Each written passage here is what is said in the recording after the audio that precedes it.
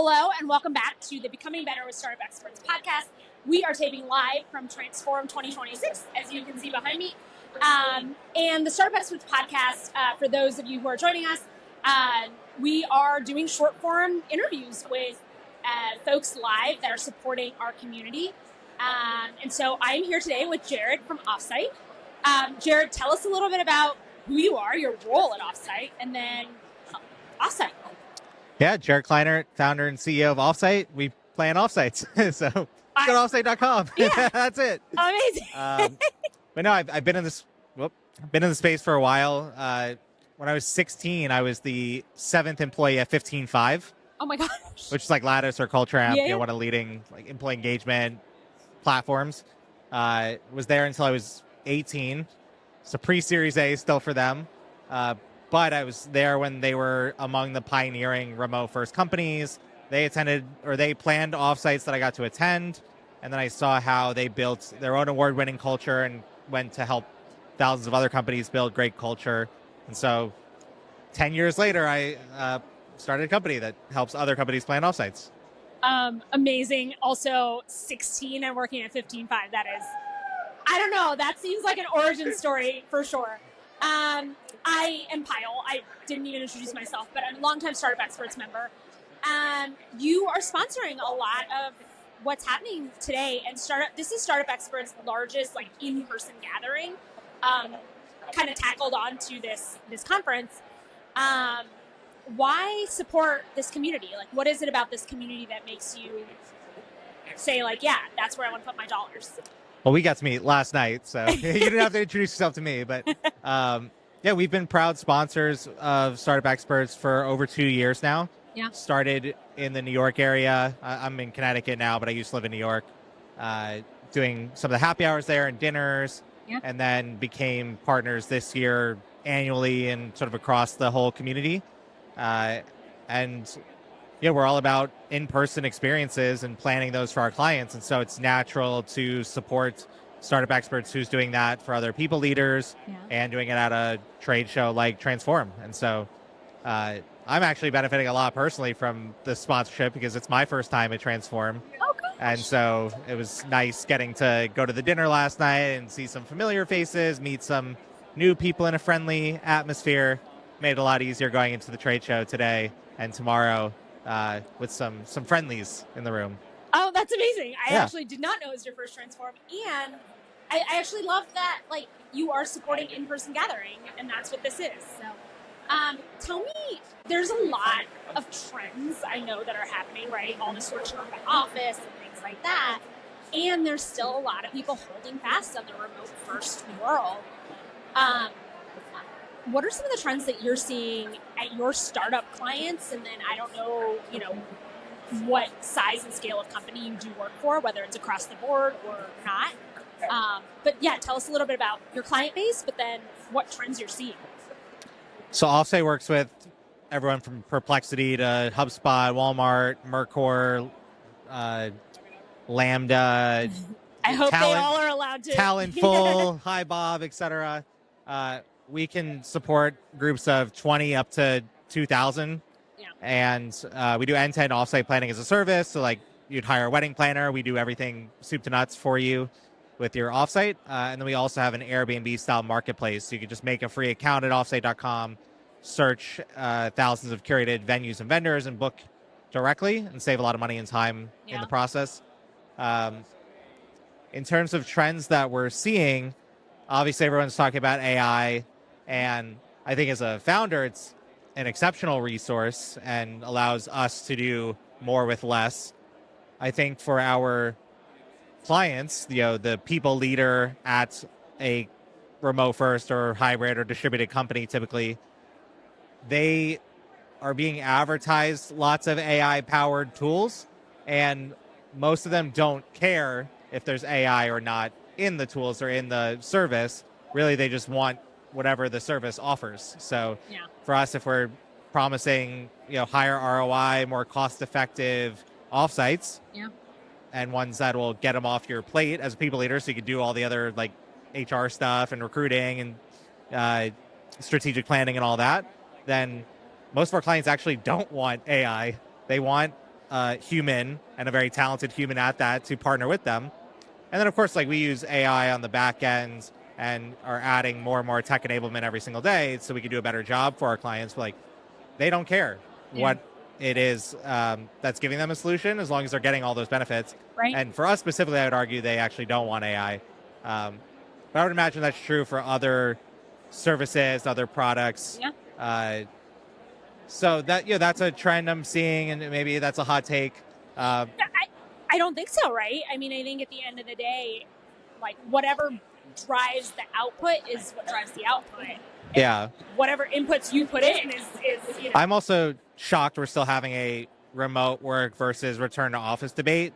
Yeah. And it's helpful for me as a marketer and like with our business because I could just keep talking about it. But I'm surprised that 5 years post-pandemic, we're still talking about it. Like I started Offsite in part because I thought every company was going remote, hybrid, distributed. And I think if you look over the next 20 to 30 years, like that is going to be the case.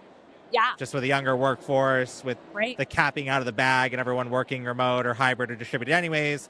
And like every company at scale is distributed across multiple offsites or offices, and they have to meet each other anyways. Right. Such as my stance on it, but I'm just shocked that this is even a debate still. Well, I think it's really, I mean, it's a debate and it's a real lived life scenario. And I think some of the enterprises, like I have anecdotal stories of friends who like swipe their badge because they have to, but they go into an office where no one else works. They're on video all day and then they leave, or literally swipe in. So they are done swiping in for the week. And coffee badging. Yeah. I think that's what they call it. Yeah. I love that. Yeah. And so it's not an unreal thing that's happening. And yet there's, what it is any company wants people to gather because there's something special about in-person connection. And that's what you guys are offering. Just in a different way. Exactly. There's alignment there. I think it can be done more intentionally at a team retreat, at an offsite. And you can do that 5 to 10% of the business days during the year. And then the rest of the time, you can create a more inclusive workplace for working moms that, don't need to go then pay for expensive healthcare or just to hire the top talent from around the world, save money on your offices if you're trying to be cost effective. So I could preach all day long about remote work. Have something we could talk about for a while. I want to dig into what you just said about saving money. Offsites are expensive. I plan a lot of them. I go to a lot. I facilitate a lot of them, so I get that. How do you talk to people about the expenses of gathering? Like, how do you guys talk about, hey, this is how much it costs, and like, how do you frame that in all the other things that people want to spend money on? Yeah, I mean, if it's a remote or hybrid company, it's pretty easy to say you used to spend X on office space and now you're spending a lot less or none at all. Let's reinvest some of that into offsites that allow you to connect your team in person and increase employee engagement, retention, and alignment. And so then if you start doing the math of how much it would cost to replace an employee that leaves your business or all the lost productivity for a disengaged team member or multiple team members that aren't aligned, it can be very expensive not to do an offsite. Yeah. And so I would argue the investment is very much worthwhile to keep your team engaged, aligned, make sure you're doing strategic planning on a regular basis, make important decisions at an offsite that can then power the next 6 months of your product roadmap. Like there's all different reasons to have an offsite. And as long as you align what you're doing at the offsite to those goals, you should have high ROI from the time together in person. Part of it as well is making sure that when you are planning an offsite, you're doing it cost effectively. And so most of our average clients are spending between $2,000 to $3,000 per person per offsite. Yeah. And we're able to get economies of scale in that, like this year will represent about $50 million of spend across all of our clients. Next year might be 80 to 100 million. And so we're able to go to whichever venue or hotel you want to go to and get you 20 to 50% off your room block, your meeting space, food and beverage, get the resort fees waived or reduced. Right. And so we're able to save a lot of money just from the marketplace that we've built and the network effects that we're building. In addition to make sure you plan your budget ahead of time, like consider every single line item, make sure that you don't like overinvest on activities. You could have an engaging volunteer outing with your team. Yeah. So you don't have to get a splashy yacht in Miami to accomplish the same thing. Yeah. But of course, if you want to do that, like we're happy to set that up as well. But yeah, I mean, we try and help our clients reduce the investment and then maximize the return on investment. Yeah. And that's going to be different for an exec offsite compared to an all hands, compared to a sales kickoff. But so long as you're very mindful of how you're spending time together in person, I think it's just being together in person on a regular basis is the heartbeat of your company. Yeah. Especially if you're hybrid or remote or distributed. But even if you're in office, like the word offsite comes from getting out of the offsite office and going offsite to be in a more creative environment and like work on team building or, brainstorming, marketing ideas, things like that. Do you have a preferred mix of like social versus work at an offsite, like 50-50 or 20-40 or that's not even a number. Every company is different. Yeah. The thing that popped into my head when you asked is my former boss, Shane Metcalf. He was one of the co-founders of 15Five. Yeah. He was also very adamant about planning their all hands meeting in particular. And he liked to do a third of the time as just like pure fun team building, a third of the time as work, and then a third of the time as professional development or skill building or personal development. Yeah. So I like that framework, but I mean, we have a few super buzzy, hot AI companies that are like working their people to the bone. And like when they plan offsites with us, it's purely to relax and to have fun and blow off steam. And then we have other companies that are 80% work and are really doing strategic planning or are doing like a product and engineering offsite and aligning on their roadmap for the next 6 months and like doing a hackathon. So it really depends on the company and the goals for the offsite.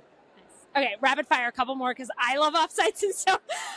What's your favorite location that someone has like chosen for an offsite? Probably all the European locations that I'm considering for my honeymoon in August. So, oh, congratulations! Thanks. That's exciting. Yeah, so it's cool when we hear like companies go to Italy or France or something like that, or Greece.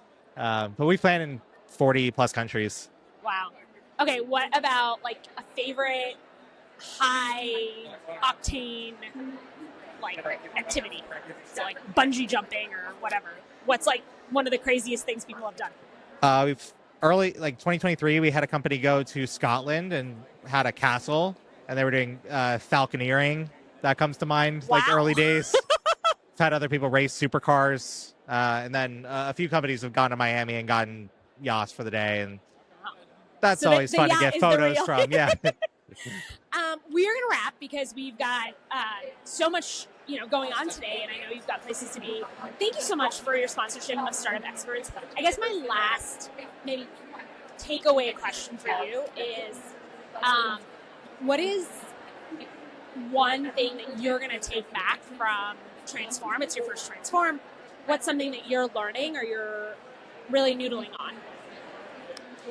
We've been at our booth all day, so I'm trying to take away connections and new friendships.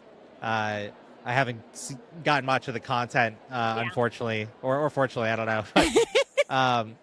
But, there's some great people here, some friends that I'm seeing again that I haven't seen in a while, and then some new friends. So we're in a relationship business, and so it's exciting to see people and give them hugs and make some new friends along the way as well. Amazing. Well, thank you so much for supporting us and for being here. And I think that's a wrap. Thank you all for joining our podcast.